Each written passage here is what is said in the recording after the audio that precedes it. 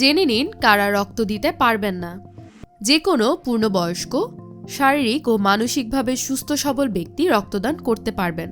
রক্তদানের সময় সাধারণত 450 মিলিলিটার রক্ত নেওয়া হয়।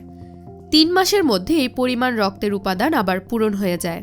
তাই একজন সুস্থ সবল ব্যক্তি জীবনে অনেকবারই রক্ত দিতে পারেন। বাংলাদেশ সরকারের গ্যাজেট অনুযায়ী রক্তদানের সক্ষমতা নির্ণয় করা হয়ে থাকে। প্রতিটি রক্তদান কেন্দ্রে রক্তদানের সক্ষমতা যাচাই করার জন্য একটি সুনির্দিষ্ট ফর্ম থাকে, যা রক্তদাতা নিজে পূরণ করবেন। এরপর কিছু পরীক্ষা নিরীক্ষা করে রক্তদানের উপযুক্ততা নির্ধারণ করা হয়।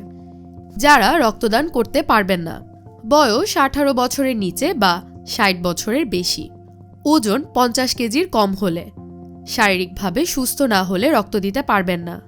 যেমন রক্ত দেওয়ার সময় সর্দি, কাশি, গলা ব্যথা, ফ্লু বা অন্য কোনো রোগের সংক্রমণ হয়ে থাকলে রক্ত দেওয়া যাবে না।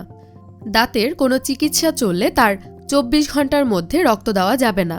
হিমোগ্লোবিনের মাত্রা 12 গ্রাম ডিএল এর নিচে হলে, নাড়ির গতি মিনিটে 60 থেকে 100 এর বাইরে হলে বা হৃদস্পন্দন অনিয়মিত হলে, রক্তচাপ ডায়াস্টোলিক 50 থেকে 100 এবং সিস্টোলিক 100 থেকে 180 মিমি মার্কারি এই সীমার বাইরে থাকলে, শরীরের তাপমাত্রা 37.5 ডিগ্রির উপরে গেলে, হৃদরোগ, ক্যান্সার, কিডনির অসুস্থতা, অ্যাজমা বা শ্বাসযন্ত্রের অসুবিধা, টিবি, অ্যালার্জি থাকলে, ইপিলেপসি, ফিট বা কোনো মানসিক ব্যাধি থাকলে, ডায়াবেটিক্স বা থাইরয়েডের সমস্যা আছে এমন ব্যক্তি রক্ত দিতে পারবেন না।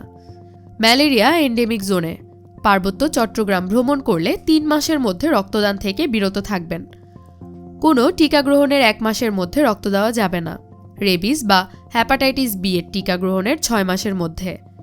গর্ভাবস্থায় ও ব্রেস্ট ফিডিং করানোর সময় রক্ত দেওয়া যাবে না। এছাড়া গর্ভপাতের 6 মাসের মধ্যেও রক্ত না দেওয়াই ভালো। এরকম তথ্যবহুল নানা রকম ভিডিও পেতে গেলে আমাদের সুখ অসুখ চ্যানেলটি সাবস্ক্রাইব করতে পারেন।